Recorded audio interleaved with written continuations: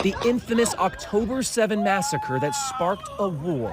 But one confounding yet eye-opening motive has escaped the headlines. In a recent speech, a Hamas spokesman blamed the Jews for bringing red cows to the Holy Land. The cows he's talking about at a secure, undisclosed location are these, red heifers, to be precise. Some Jews and Christians believe they're the key to rebuilding the historic Jewish temple in Jerusalem and to beckoning the Messiah. To understand, you have to go back nearly 2,000 years when the ancient Romans destroyed the last temple in the city. To rebuild it, these believers point to the Bible's book of Numbers. It commands the Israelites to sacrifice a red heifer without defect or blemish, and that has never been under a yoke. Only then can the temple rise again. Caring for them on an Israeli settlement in the West Bank is Yitzhak Mamo. So we have here, after a long research, we find in Texas. In Texas? Texas, United States of America. Texas Red Angus, flying them 7,000 miles to Israel. This is not a publicity stunt. What do you mean? Meaning, this is something you take very seriously. Harry Potter is a good story. The Bible is not story. The Bible is a way of God to lead us. A massive altar already awaits, where the heifers are to be burned. According to some believers, the ceremony needs to be performed right here on the Mount of Olives, looking directly into where the temple once stood.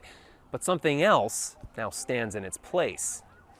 The Dome of the Rock and Al-Aqsa Mosque, among the holiest sites in Islam. Today, only Muslims are allowed inside, but that's not stopping Jewish activists outside. Once you got, you started here. 6 days a week, Melissa Jane Kronfeld leads groups from around the world who defiantly pray, as close as armed guards permit. It's not about the destruction of Islamic holy sites. It is about preserving this place and being guardians over the house of God for all people. So you're happy with it where it is? No, it's going to go 100%, but I believe it's going to go. It's 100%. Yeah, the whole thing is going to go. We have to build a temple. When you say that Dome of the Rock has to go, MJ, it's hard for me to imagine something more incendiary. Well, let me ask you something. The Middle East seems pretty destabilized right now, and the war, if I'm not mistaken, is already here.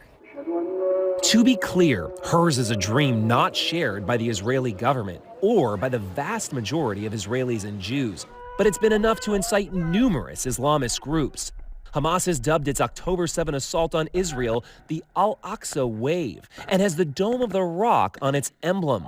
But this is sacred ground to billions of Muslims globally, not just Hamas terrorists, stresses Imam Mustafa Abu Sway of Al-Aqsa Mosque. Al-Aqsa Mosque belongs to all Muslims. So you'll find reaction from Indonesia to Toronto to New York. That's really given. Al-Aqsa Mosque belongs to all Muslims, and the Muslims today are 2 billion people. Simply by performing these acts, are these Jewish activists kicking a hornet's nest? They are. They are. A hornet's nest they're kicking all the way to Capitol Hill. So good to see you here in the nation's capital. Those sacred cows were showcased in Washington at a recent prayer gathering.